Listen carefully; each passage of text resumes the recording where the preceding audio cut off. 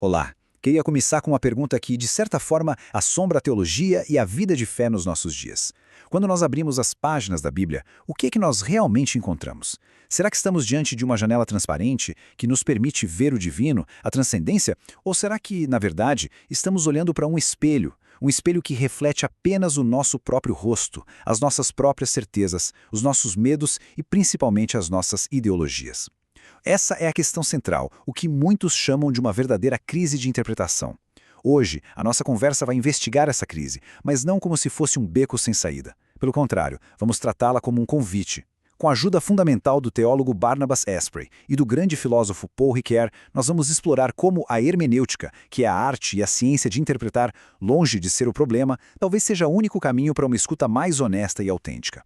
Esta vai ser uma jornada sobre humildade, sobre suspeita e, acima de tudo, sobre a busca por uma voz que transcenda a nossa. A pergunta que fica é: estamos prontos para olhar nesse espelho?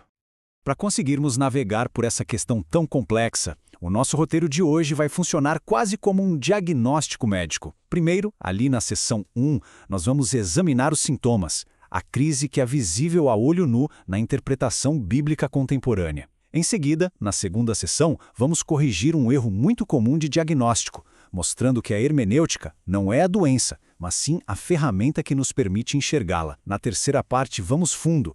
Vamos até a raiz do problema e, para isso, vamos contar com Paul Ricoeur para nos ajudar a distinguir entre a nossa limitação natural, que ele chama de finitude, e a nossa distorção, o pecado. E a partir daí, com o diagnóstico em mãos, a gente começa o tratamento. Nas sessões 4 e 5, vamos ver os dois passos essenciais.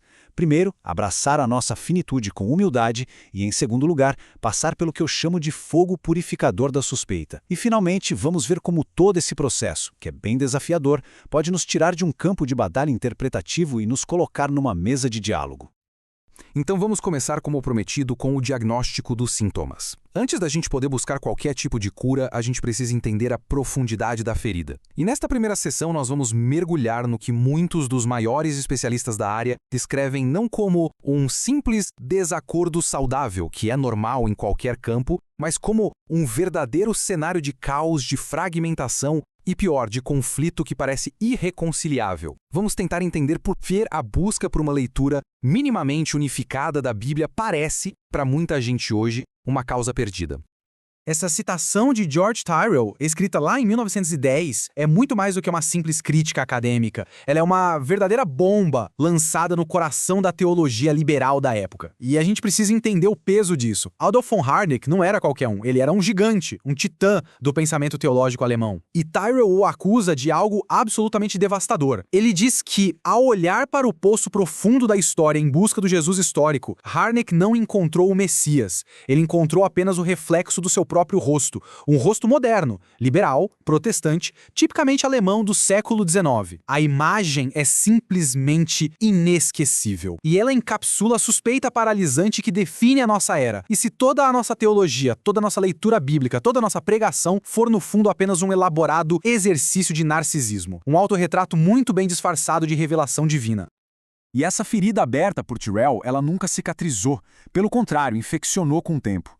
16 anos depois, um outro gigante, Albert Schweitzer, pegou essa acusação e a transformou numa tese monumental, demonstrando que basicamente toda a famosa busca pelo Jesus histórico do século XIX não passou de uma grande galeria de autorretratos, onde cada estudioso, de forma mais ou menos inconsciente, criava um Jesus à sua própria imagem e semelhança.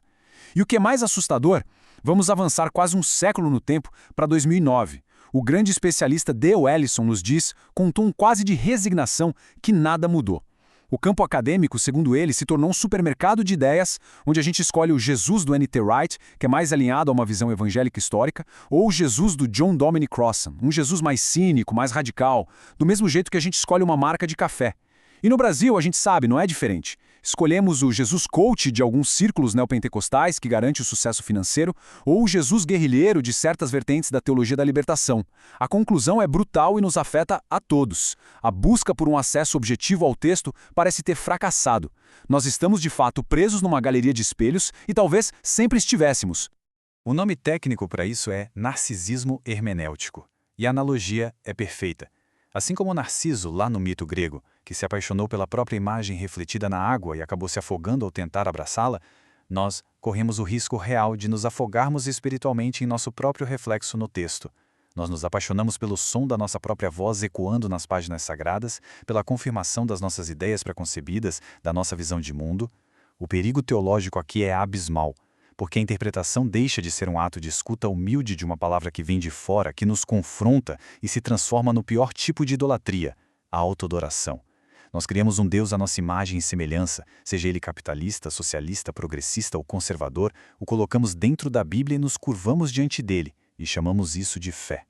E é importante frisar que essa não é uma crítica que vem de fora do meio teológico. O diagnóstico mais severo vem dos próprios médicos. Escutem o que dizem alguns dos maiores nomes dos estudos bíblicos do século XX. Walter Brueggemann, que é quase um profeta moderno, fala de uma situação competitiva e conflituosa sem saída aparente. Brevard Childs, um gigante da teologia canônica, lamenta um impasse metodológico e uma extrema fragmentação. O rigoroso James Barr foi tão longe a ponto de acusar seus próprios colegas de fazerem de si mesmos o centro de suas teologias. De novo, o autorretrato. E a crise é tão palpável que, em 2018, a prestigiosa Universidade de Cambridge fez uma pergunta reveladora aos candidatos de uma de suas cátedras mais importantes. A pergunta era: como vocês responderiam à acusação de que o nosso campo se tornou irremediavelmente repetitivo e autorreferencial? O simples fato de uma instituição como Cambridge fazer essa pergunta em voz alta é a confissão de que algo está profundamente errado. O sociólogo Christian Smith nos deu um nome preciso para essa doença: pluralismo interpretativo difuso. E a palavra-chave aqui é difuso. Vejam bem, o problema não é o pluralismo em si. Muitas vozes poderiam ser uma sinfonia. A gente pode imaginar uma roda de samba, vários instrumentos, cada um com seu timbre e seu ritmo, tocando juntos para criar uma música rica e complexa. Isso seria uma diversidade harmoniosa. Mas o que a gente tem hoje, especialmente no ambiente polarizado do Brasil, é mais parecido com o som de uma manifestação política dividida por um cordão de isolamento. É uma cacofonia de gritos e carros de som, cada lado tentando anular a voz do outro. Um conflito onde ninguém se escuta.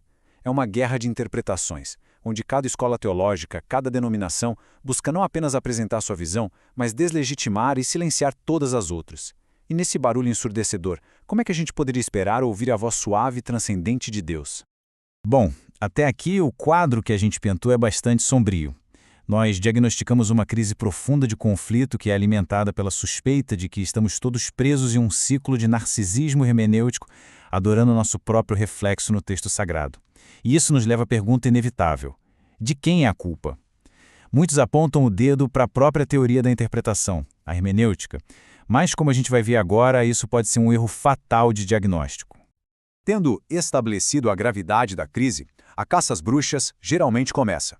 E o alvo mais fácil é a própria hermenêutica, a teoria da interpretação. A culpa, dizem alguns, é dessa filosofia moderna que relativiza tudo, que bagunçou o campo.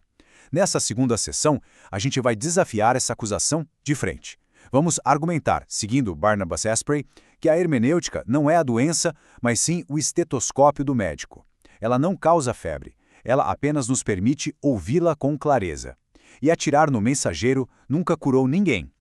Primeiro, é fundamental a gente alinhar os nossos termos. O que é hermenêutica? Em seu sentido moderno, depois de filósofos como Hans-Georg Gadamer, ela é a teoria do próprio ato de entender. Ela só existe porque a interpretação não é óbvia. É exatamente por isso que o fundamentalismo, seja ele religioso ou secular, a odeia. A mentalidade fundamentalista acredita que existe uma leitura pura, direta, sem mediação. A hermenêutica nos diz: isso é impossível. Nós nunca lemos um texto com os olhos nus. Nós sempre usamos lentes. A lente da nossa língua, da nossa cultura, da nossa história familiar, das nossas experiências de vida, dos nossos traumas e das nossas esperanças. Eu, por exemplo, leio a Bíblia como um homem brasileiro do século XXI. Essa é a minha lente. Fingir que não usamos lentes é a forma mais segura de sermos cegamente controlados por elas. Agora, vamos olhar para o outro polo da nossa discussão, a transcendência. O que essa palavra significa? Ela aponta para uma realidade que está fundamentalmente além do nosso alcance, além do que a gente pode medir, pesar ou dissecar num laboratório. No contexto da fé, transcendência é o nome que damos para o mistério de Deus, para a possibilidade de uma revelação, de uma palavra que se origina não em nós, mas que vem ao nosso encontro de forma gratuita e surpreendente. A Bíblia se apresenta como uma ponte para essa realidade. A crise que estamos discutindo é justamente a suspeita de que essa ponte está quebrada, de que a porta para o transcendente está fechada e nós estamos apenas falando sozinhos em um quarto cheio de espelhos. Então, onde é que a hermenêutica parece se tornar a grande vilã da história? O perigo surge quando a ênfase no intérprete nas suas lentes é tão absoluta, tão totalizante, que parece não sobrar espaço para mais nada. Se cada leitura pode ser completamente explicada pela biografia, pela psicologia ou pelo contexto social do leitor, o que sobra do texto em si? Onde fica Deus nessa equação? É exatamente aqui que a crítica demolidora de filósofos como Ludwig Feuerbach, lá no século XIX, ganha força. Ele argumentou que toda teologia é, no fundo, apenas antropologia. Ou seja, quando falamos sobre Deus, sobre seus atributos, sua vontade, nós estaríamos, na verdade, falando apenas sobre os nossos próprios ideais, desejos e medos projetados numa tela cósmica. Se a hermenêutica nos leva inevitavelmente a essa conclusão, então ela não é uma ferramenta, mas uma sentença de morte para a fé. Mas aqui está a virada crucial no argumento de Asprey. Culpar a hermenêutica pelo conflito é confundir o sintoma com a doença. A hermenêutica não cria o fato de que um batista do sul dos Estados Unidos e uma teóloga da libertação na América Latina leem a Bíblia de formas radicalmente diferentes. Ela surge porque essa realidade já existe. Ela é a ciência que tenta mapear esse território conflituoso. Ela não é a febre, ela é o termômetro que nos mostra o quão alta essa febre está. Portanto, a hermenêutica não é a doença. Ela é a mensageira que bate à nossa porta com uma má notícia, a de que talvez a voz que nós pensávamos ser a de Deus era o tempo todo apenas o eco da nossa própria voz. Recapitulando rapidamente, nós reposicionamos a hermenêutica. Ela não é a vilã da história, mas sim a ferramenta de diagnóstico que nos força a encarar o espelho. Ela nos mostra que o problema não está na ferramenta, mas em nós, os intérpretes. E isso nos leva então à pergunta mais profunda e mais desconfortável de todas. Se a hermenêutica é apenas o diagnóstico, qual é a verdadeira doença? Para responder a isso, nós vamos nos voltar para a sabedoria de Paul Ricoeur. Entramos agora no coração da nossa investigação. Com a ajuda do grande filósofo francês Paul Ricoeur, a gente vai descer mais um nível no diagnóstico em busca da causa raiz da crise. E Ricoeur nos oferece uma distinção que é como um bisturi cirúrgico, capaz de separar dois conceitos que nós quase sempre confundimos, e é nessa confusão que reside a origem de todo o caos interpretativo, a diferença crucial entre finitude e pecado. Vamos olhar essa distinção com muito cuidado, porque tudo depende dela. Ricoeur nos mostra que a existência de múltiplas interpretações pode vir de duas fontes radicalmente diferentes. A primeira é a nossa finitude. Finitude é simplesmente a nossa condição de criaturas. Não é um defeito, não é um erro, é o nosso design. Somos seres limitados, situados num ponto específico da história e da geografia. Nossa perspectiva é, por definição, parcial. Isso é bom. A finitude gera uma diversidade de visões que, embora parciais, são verdadeiras. É como várias pessoas ao redor de uma grande escultura no MASP. Ninguém consegue ver a obra inteira de uma só vez, mas juntas, as visões de cada uma se complementam e enriquecem a compreensão do todo. A segunda fonte é o pecado. O pecado não é limitação, é distorção, é a corrupção, a falha no sistema. É o egoísmo, o orgulho, o desejo de poder que torcem e distorcem a nossa visão. O pecado não gera visões complementares, mas leituras mutuamente exclusivas que entram em guerra. A finitude cria um coro, o pecado cria uma cacofonia. Essa citação de Ricoeur resume perfeitamente o ponto. A hermenêutica, quando ela é bem praticada, não há um ato de arrogância intelectual, mas sim de profunda humildade. É o gesto de reconhecer e aceitar as nossas condições, de dizer, eu leio como um brasileiro do século XXI, e a minha leitura é marcada por isso e está tudo bem. O problema não está em admitir a nossa finitude. O problema, como a gente vai ver agora, começa quando nos recusamos a fazer esse gesto, quando nós pretendemos ter uma visão que não é de um lugar, mas de lugar nenhum, uma visão que pertence somente a Deus. E aqui, Ricoeur nos leva ao cerne teológico da questão. A negação da finitude não é um mero erro filosófico. É a própria definição de pecado. Basta lembrar da serpente no jardim do Éden, sussurrando aquela promessa tentadora: sereis como Deus. A essência da queda foi a recusa em aceitar o status de criatura, a ambição de usurpar as prerrogativas do Criador. E como isso se manifesta na interpretação bíblica? Precisamente na arrogância de pegar a nossa leitura, que é parcial, limitada, situada, e declará-la como a palavra final, absoluta e universal. Quando um grupo, uma denominação ou um indivíduo diz a minha interpretação é a interpretação correta, ele está, em um nível hermenêutico, repetindo o pecado original. Ele está reivindicando para si uma visão total que pertence somente a Deus. Em suma, o diagnóstico está completo. A doença que causa a guerra de interpretações não é a nossa limitação criatural, a finitude, mas sim a nossa distorção caída, o pecado. A raiz do problema não é que vemos apenas em parte, mas que nós distorcemos a parte que vemos por um orgulho que se recusa a admitir os próprios limites. Agora que entendemos a doença, podemos finalmente começar a falar sobre a cura. Se o nosso diagnóstico está correto, o tratamento precisa começar atacando a raiz do problema.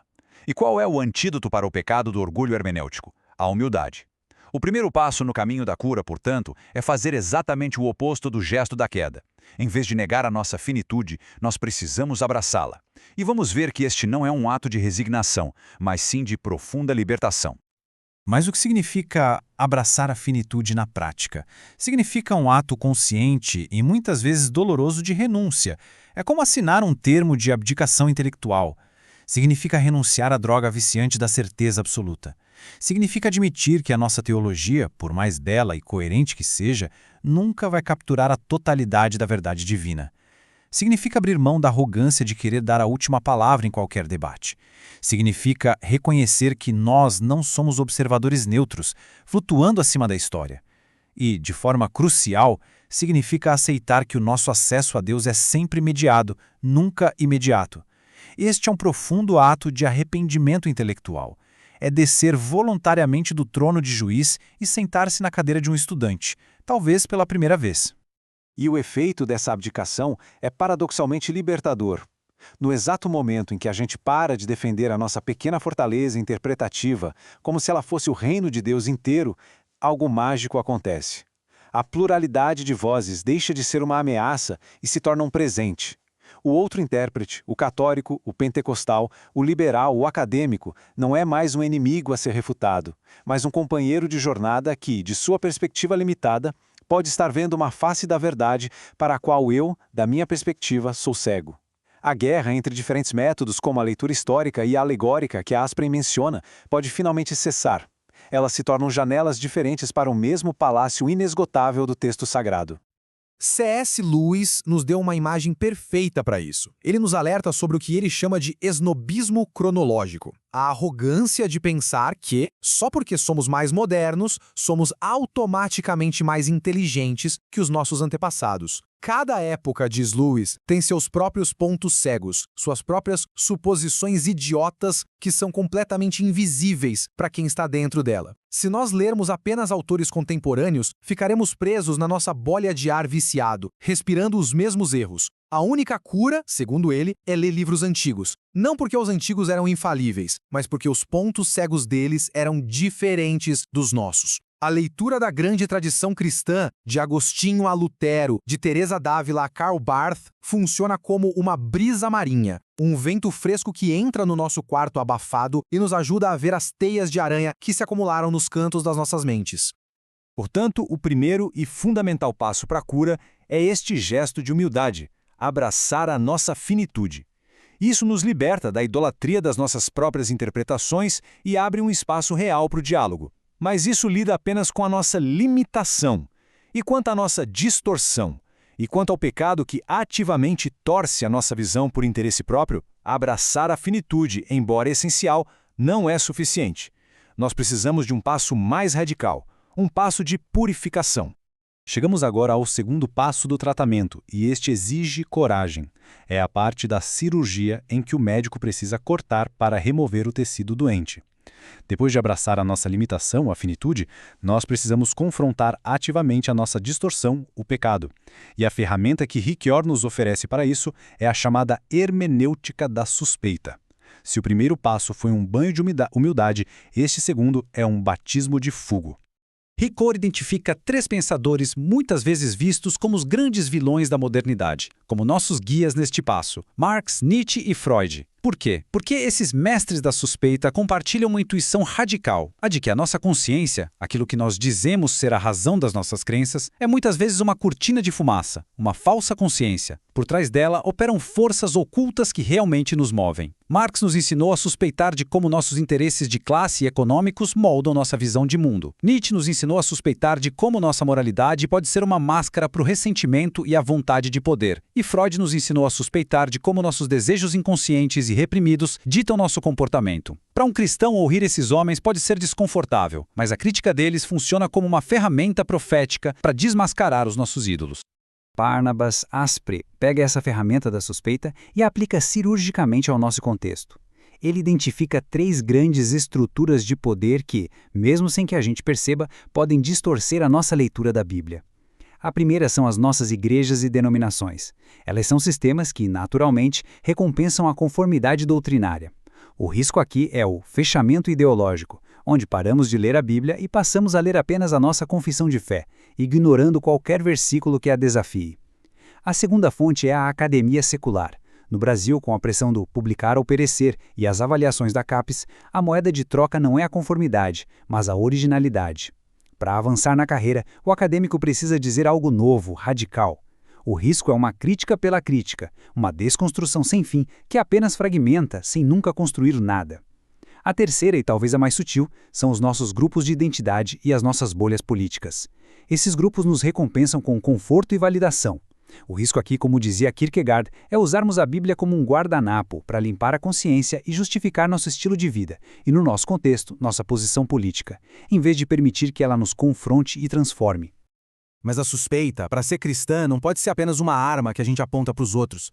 Como Jesus nos advertiu, antes de apontar o cisco no olho do irmão, precisamos lidar com a trave de madeira em nosso próprio olho.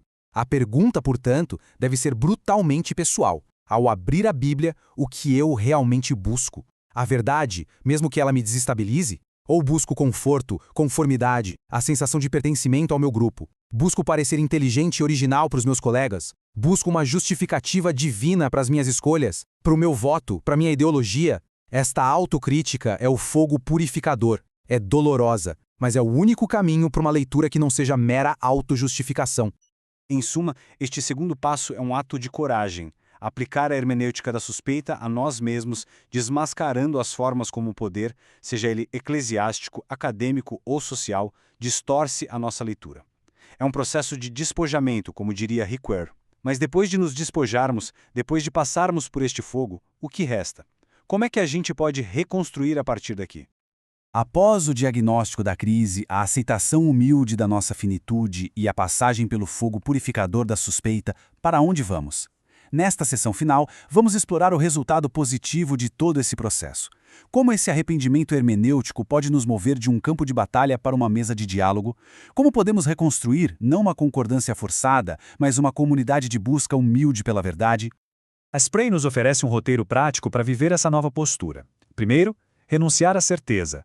Isso não significa abraçar o ceticismo, mas entender que a fé genuína confia em Deus, não na infalibilidade da nossa própria teologia. Segundo, ouvir a tradição. Antes de proclamar uma nova e revolucionária interpretação de Romanos, talvez seja prudente ler o que Agostinho, Lutero e Calvino disseram sobre o assunto. Terceiro, desafiar o próprio conforto. Se a leitura da Bíblia sempre confirma o que já se pensa e nunca incomoda, desconfie. Procure ativamente as leituras que desafiam as suas posições políticas e o seu estilo de vida. E quarto, ponderar as pressões. Tenha consciência das moedas que o seu ambiente valoriza, seja a conformidade ou a originalidade, e resista à tentação de ler para agradar a sua tribo. É fundamental entender o objetivo final de todo este processo. A crítica e a suspeita não são um fim em si mesmas. O objetivo não é nos deixar em um deserto de ceticismo. Ricord chama o objetivo de uma segunda ingenuidade. A primeira ingenuidade é a fé pré-crítica, a fé da criança que aceita tudo sem questionar. A crítica, a suspeita, o estudo acadêmico, tudo isso destrói essa primeira ingenuidade. Mas, para Ricord, nós podemos passar através da crítica para chegar a uma segunda ingenuidade. Uma fé pós-crítica. Uma fé que já duvidou, que já questionou e que escolhe crer novamente, mas de forma mais madura, mais humilde e, por isso mesmo, mais forte. É o processo de esvaziar a xícara das nossas próprias certezas para que ela possa finalmente ser preenchida com algo verdadeiramente novo, com a palavra que vem de fora. Mas, sejamos honestos. Essa postura de humildade e diálogo restaura as condições para uma conversa saudável, mas não é uma pílula mágica. E se depois de todo o diálogo, duas interpretações sobre um ponto central da fé, como a divindade de Cristo, por exemplo, permanecerem irreconciliáveis? A humildade pode nos dizer como discordar, mas ela pode nos dizer quem está certo? Pode a humildade por si só traçar a linha entre a ortodoxia e a heresia? Aqui a abordagem filosófica de Ricoeur mostra seus limites e nos aponta para uma solução que não está mais no intérprete individual, mas na sabedoria coletiva da comunidade de fé.